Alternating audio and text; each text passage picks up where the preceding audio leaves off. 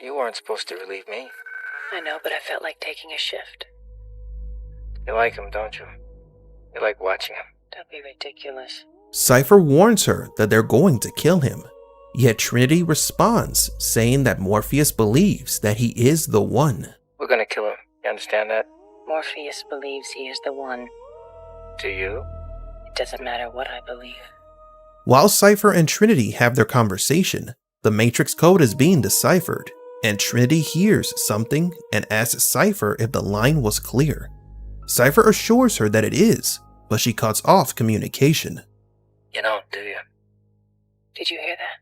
Hear what? Are you sure this line is clean? Yeah, of course I'm sure. I better go. This initial conversation is also foreshadowing Cipher's betrayal and jealousy towards Neo. Trinity's doubts if the call was safe indicates her distrust in Cipher. The camera zooms into the Matrix code and transitions to a group of policemen pursuing Trinity in a decrepit building. The police group up in front of a door labeled 303, and Trinity is, of course, on the other side. The name Trinity comes from a Christian philosophy that states that God is an entity made of three beings: the Father, the Son, and the Holy Spirit. Trinity is represented by the number 3. The Matrix is full of numerologies and Christian messaging. Also, in computer terms, the HTTP 303 code is a way to redirect an application to a new one. Uniform Research Identifier, URI, or the blue pills can be redirected or transferred from the Matrix to the real world via a telephone call. Blue pills referring to the people still connected to the Matrix. So the number 303 symbolizes more than just a room number. Upon breaching the room, we see Trinity sitting in front of a computer as the police tells her to put her hands on her head. Next, we see the exterior of the building where more policemen are stationed. The building is an old abandoned hotel named Heart of the City. This building has a double meaning: a place where the exit from the Matrix is located and where one of the law's most wanted is being pursued, at the center of the simulation. Also, a few moments ago, Cipher mentions Trinity's feelings towards Neo.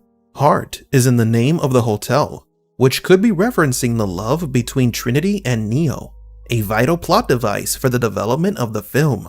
Going back to the streets outside of the hotel, other policemen are waiting to take Trinity into custody. There is some environmental storytelling, a street sign that reads Kung Fu, which is the martial arts used by Trinity, Neo, and Morpheus.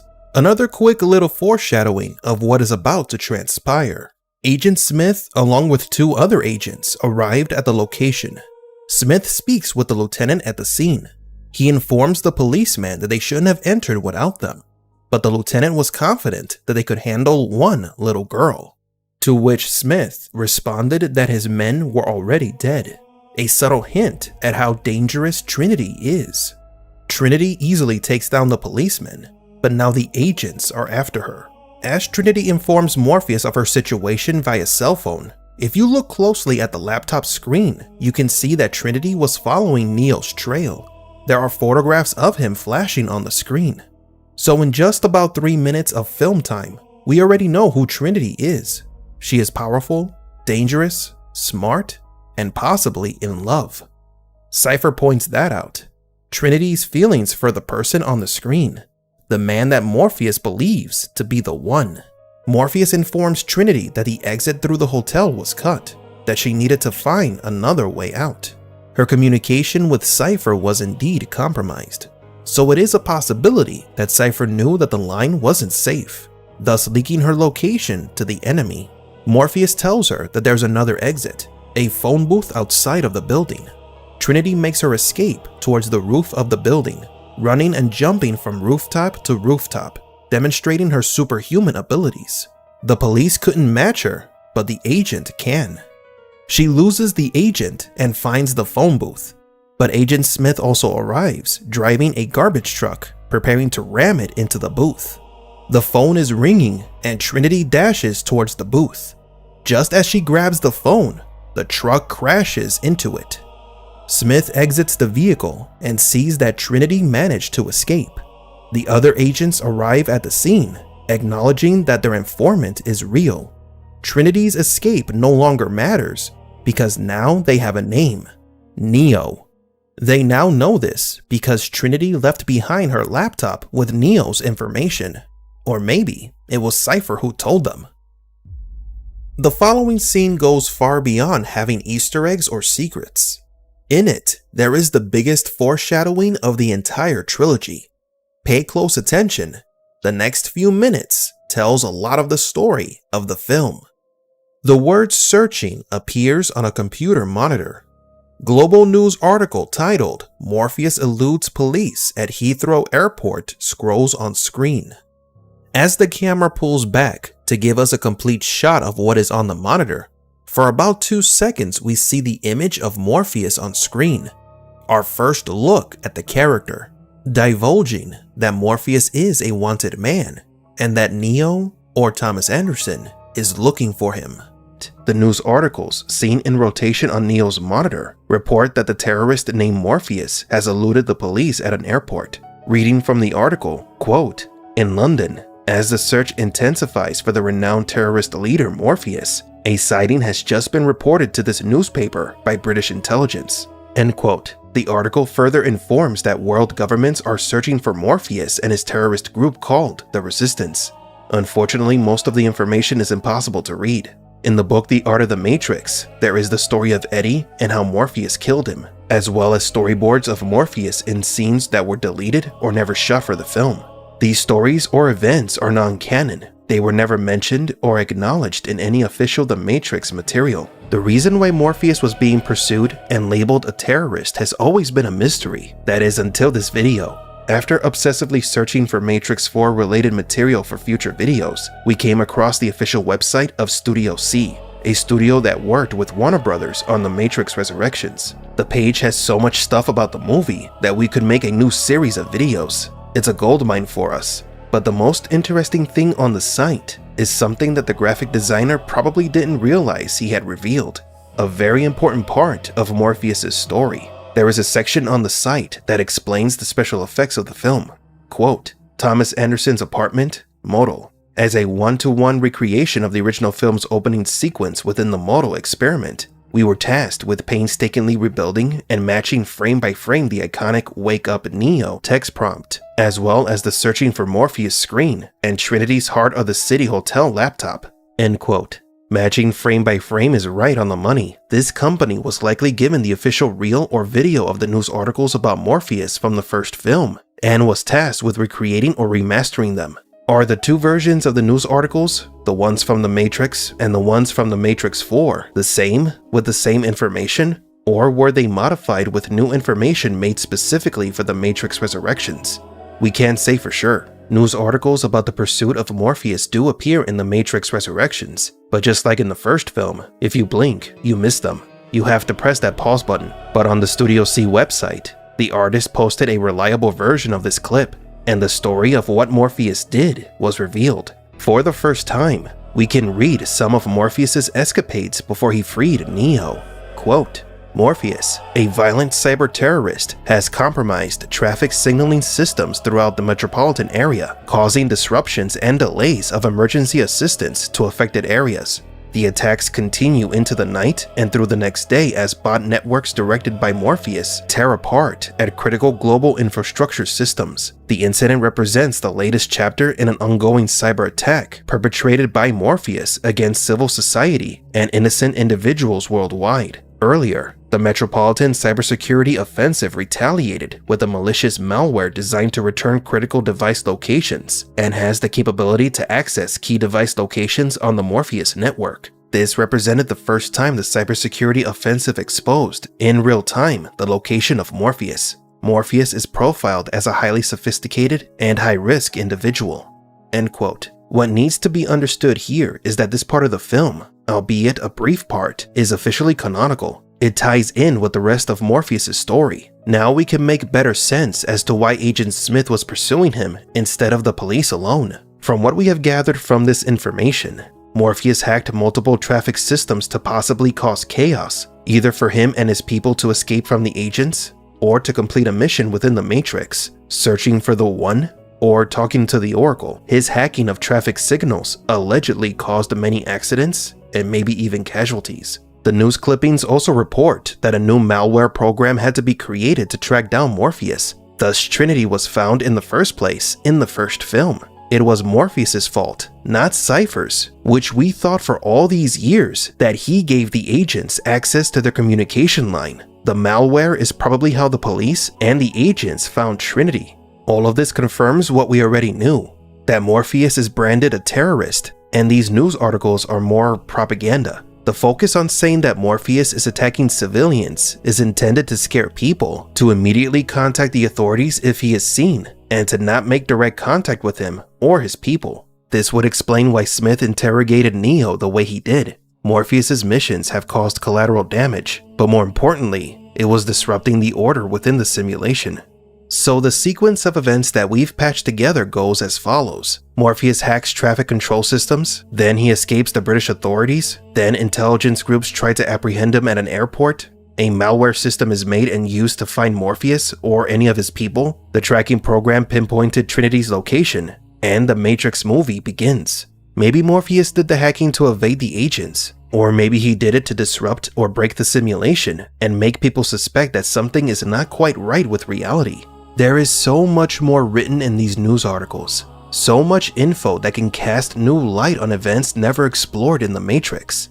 But sadly, the words are too blurry to read. Maybe one day, with an advanced AI made specifically for text detection and improved character and image resolution, we can read all these newspaper clippings and learn more about the missing tales of the Matrix. Ironically, while Neo is searching for Morpheus, Morpheus is searching for him.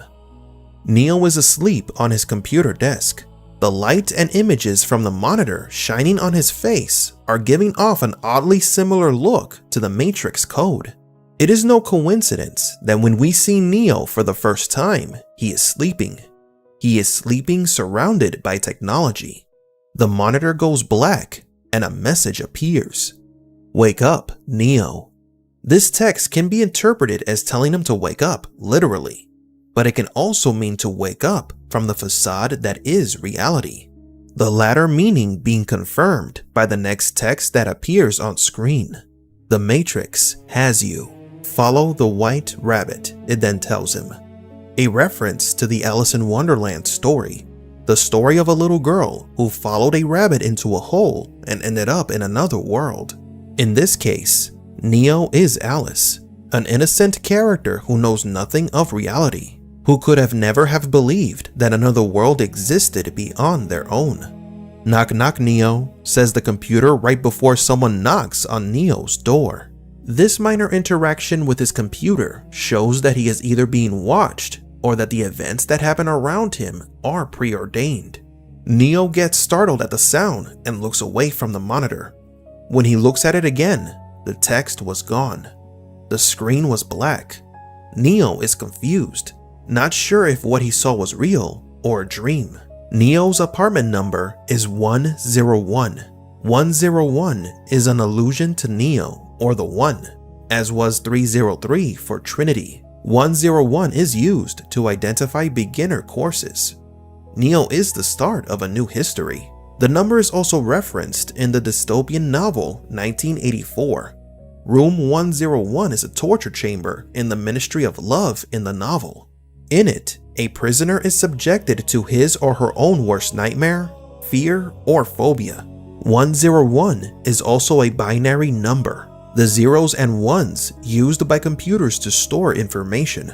101 is the binary representation of the number 5, which in computing is the sixth number, as counting begins from 0. Some see symbolism in this.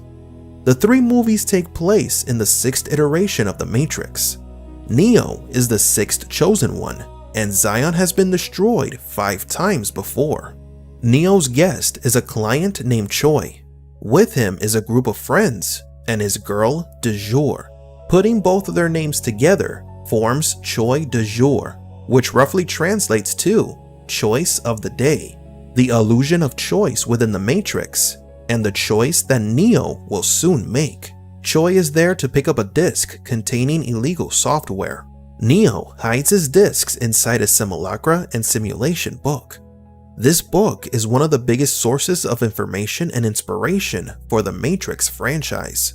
Simulacra and Simulation is a philosophical treatise that examines the relationship between reality, society, and symbols. Simulacra meaning copy, and simulation meaning imitation. Neo lives his life pretending to be Thomas Anderson, living in a simulacrum of real life, something that the philosopher Jean Baudrillard calls hyperrealism. This hyperrealism is symbolized in The Matrix. The book was referenced many times in the movie. However, the author was not a fan of the Wachowskis' interpretation of his work. The simulation in The Matrix is literal. Hyperrealism is something more abstract. It is a simulation of reality within the same reality. Neo gives Choi the disc. Choi expresses his gratitude by telling Neo that he is his savior, his own personal Jesus Christ, but not before saying hallelujah, a rather unsubtle allusion to Neo's destiny. Neo is an archetype of the savior similar to Jesus Christ. This is the second Christian reference in the film, and it won't be the last. Neo warns Choi that if he is caught using the program, Choi replies, "I know, this never happened, you don't exist." This bit of dialogue is more meaningful than you think.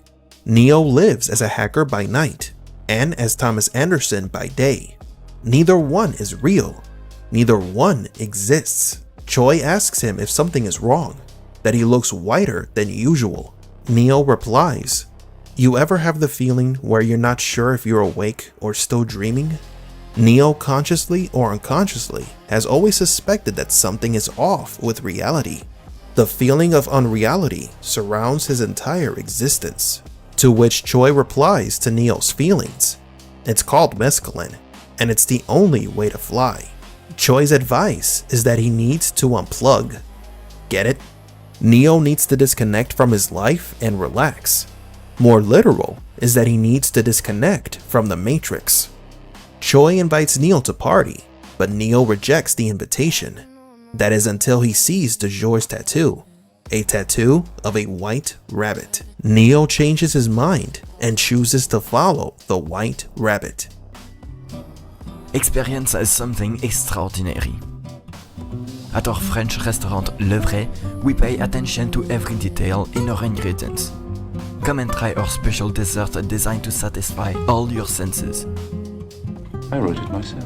And our exquisite house special filet mignon. You would do anything for seconds. It's the best restaurant in Mega City. When you get hungry, you have no other choice. Visit us at Le Vrai. It's a simple cause and effect. After Neo accepts the invitation to disconnect, we move on to a nightclub. People are dancing, drinking, and having fun, yet Thomas is standing in a corner alone. This scene is a vivid depiction of hedonism, which is defined as the pursuit of pleasure, sexual self-indulgence. For the people at the club, their desire for self-satisfaction keeps them from questioning reality. They are just looking for entertainment. But Neo doesn't share in their collective divulgence. His pursuit of happiness is not finding pleasure, it's discovering the truth. He is out of his comfort zone. Then a mysterious woman walks up to Neo. She calls him by his hacker alias. No one is supposed to know that name. She introduces herself as Trinity to Neo's surprise.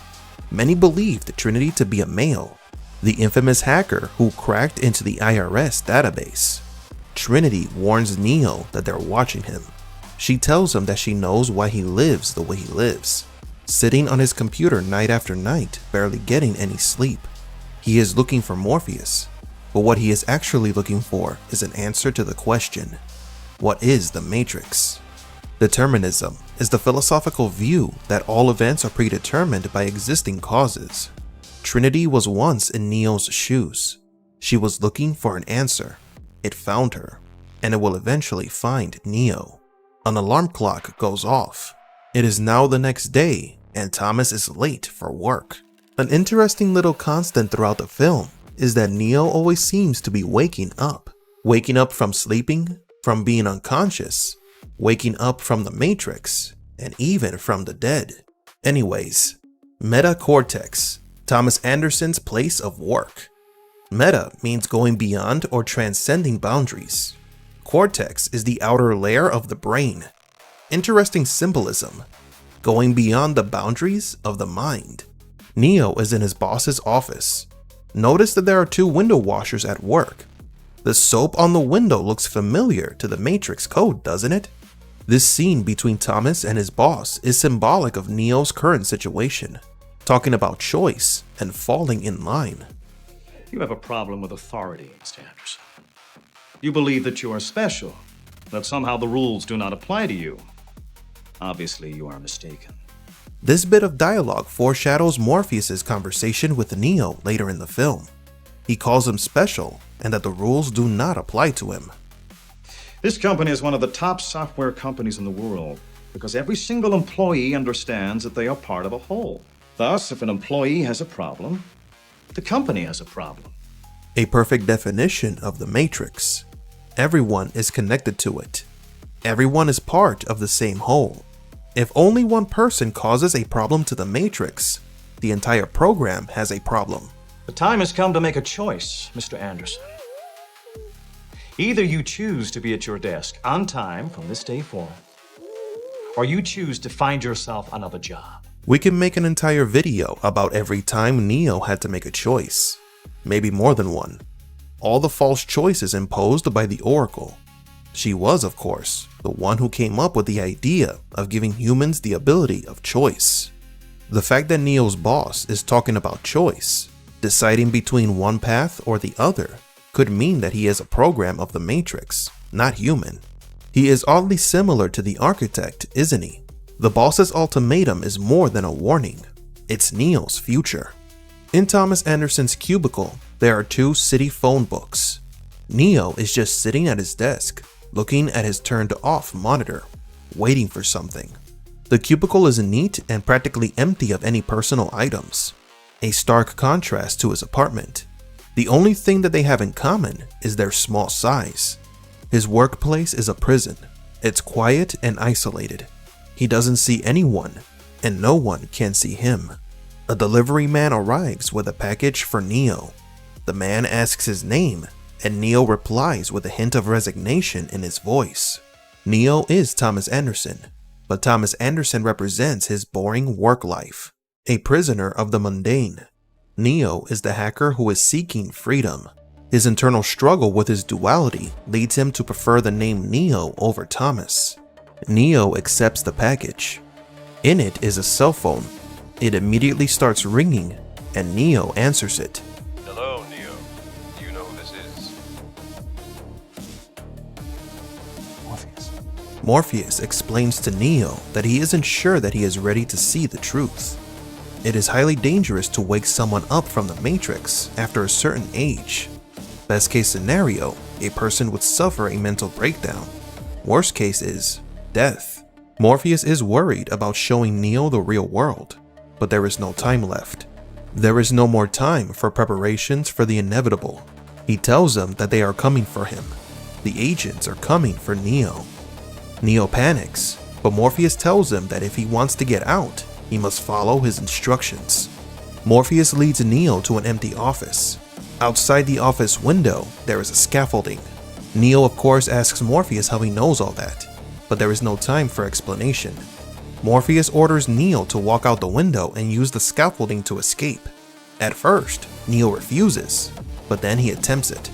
Neo tries to walk around the edges of the window to reach the scaffolding, but fails. He gives up. He says to himself, "I can't do this." He doesn't believe and gets caught by the agents. This scene is another of choice making. Either trust the mystery man and escape as Neo, or get caught and arrested as Thomas Anderson. If Neo had escaped, he might have met Morpheus and seen the Matrix earlier, but this inevitability was delayed when he got arrested. Neo is escorted out of the building by the agents, while Trinity watches from a motorcycle. Someone is watching Neo in the interrogation room through many small monitors. Who is watching him? Why are there so many monitors?